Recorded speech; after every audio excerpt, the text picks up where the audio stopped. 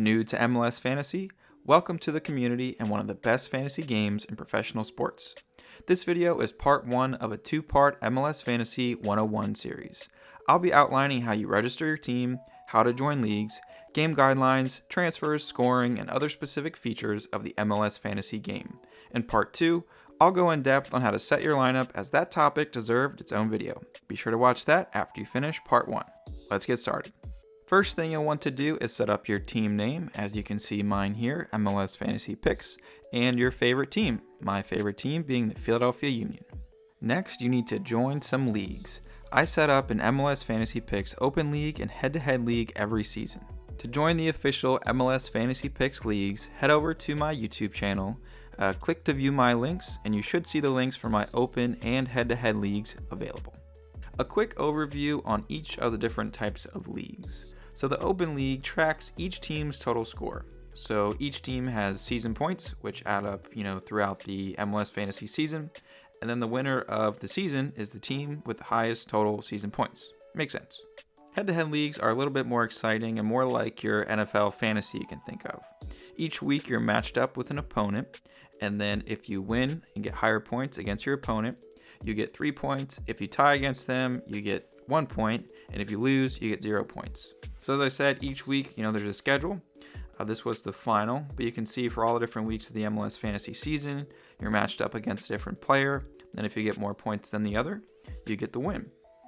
And then what's exciting is at the end of the season, we have a playoff.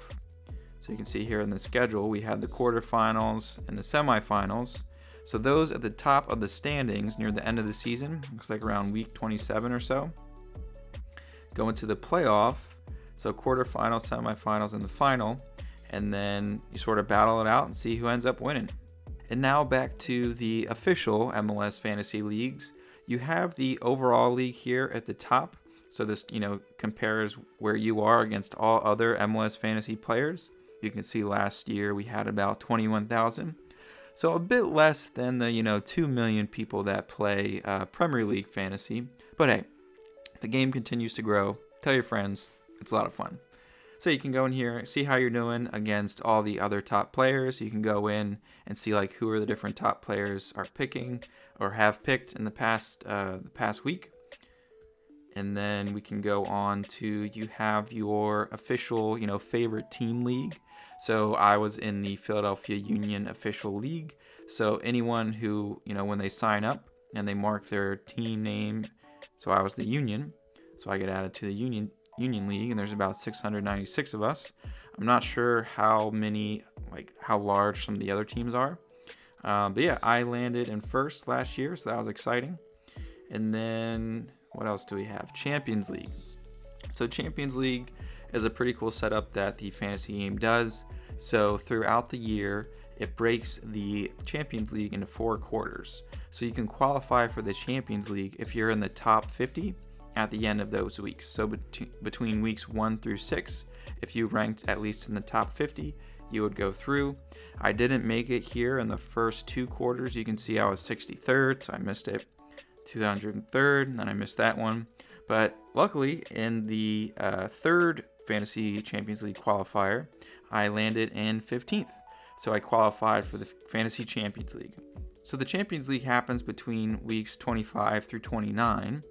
And yeah, I didn't do so great. I landed 31st out of 200. So not awful. I'm pretty happy with that. So Champions League keeps things exciting. Even if you do join the game late outside of, week 1, you can still compete to be in that Champions League. So it keeps things interesting.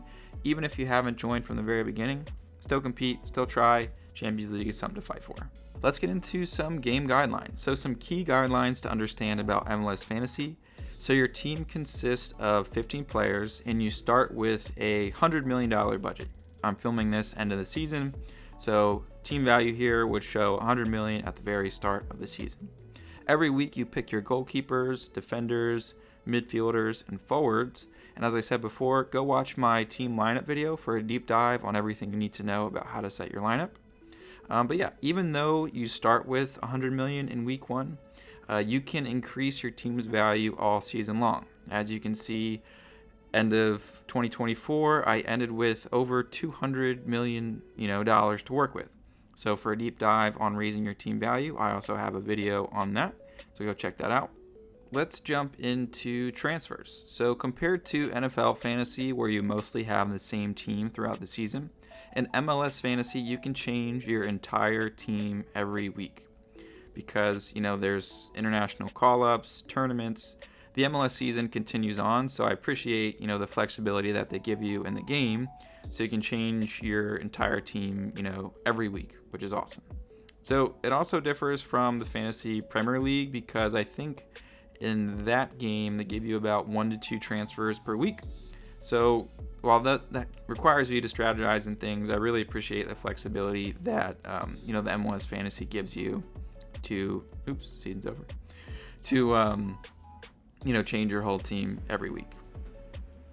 So overall, when it comes to transfers, my team is usually completely different every fantasy round, except for a few strong players depending on matchups.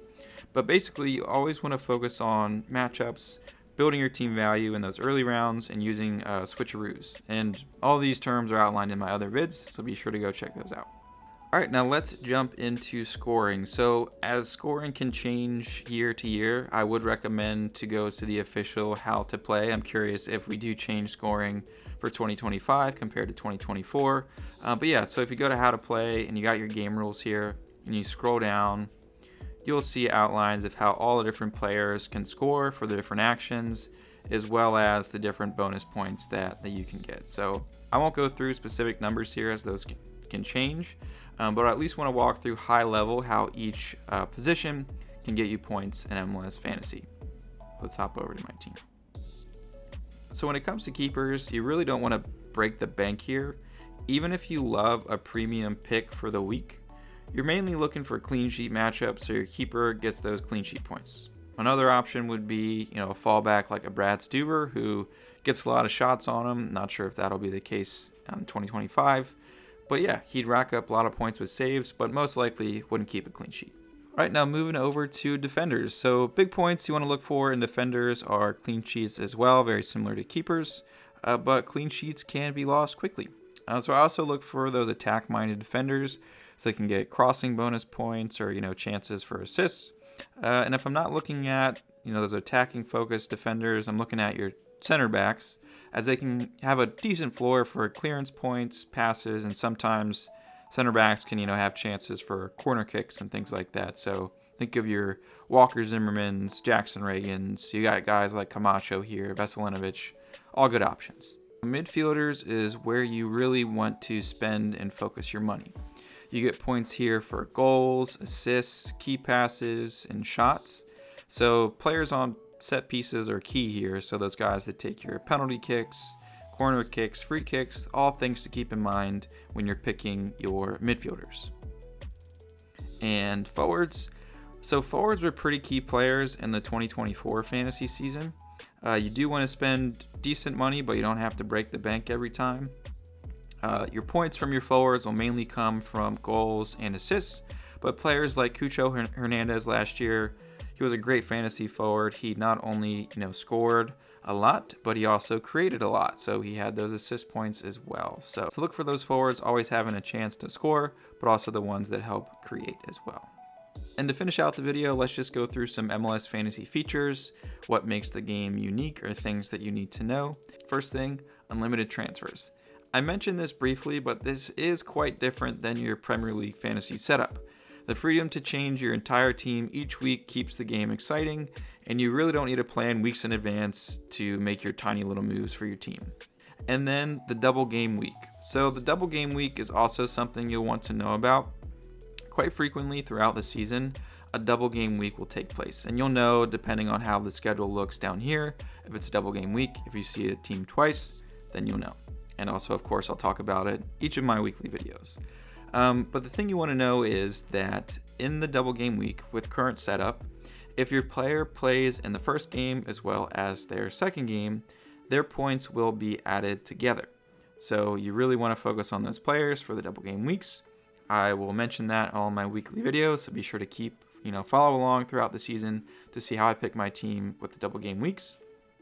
Another thing to keep in mind is home field advantage. So of course it's very important, but the MLS home field advantage is huge. Be sure to keep that in mind and look out for those home players when you are setting your matchups. Another term you'll hear around the fantasy community is chalk. So chalk is just, common players that everyone is most likely picking because they have a great matchup. Say Evander or someone like Ricky Puig is playing their home against San Jose. Most likely everyone will pick them because Puig is a great pick and that's a great matchup. So most likely a lot of your team will look like others, but then you can also have differential plays. So maybe you don't start Evander 1 week because you don't think he's going to pop off. You just have to be really careful because if he does and you don't play him, you're going to fall behind in the ranks. So you have to be very careful if you don't want to miss out on chalk if everyone else does. Another key thing is rolling lineup blocks. So as you can see, there's different times and different days for different games. But what's cool is your entire team, say for example, won't lock on October the 12th in 2024. It's a rolling lineup block. So you have up until the start of the game time to change the players for the crew and the union. So that's pretty exciting because it allows you to make, your team changes all the way up until game time. This is another very important part, which I'll talk about in my lineup video. And to finish things off is prizes. So there are prizes for the MLS Fantasy game. I was lucky enough to receive my first prize of playing this game, where in the 2024 season I got 18th place. So I got my $50 MLS Store gift card, which was quite an exciting thing to receive. So hope this was helpful. Now that you know the basics of the game, let's dive deeper into how to set your lineup. I'll see you soon.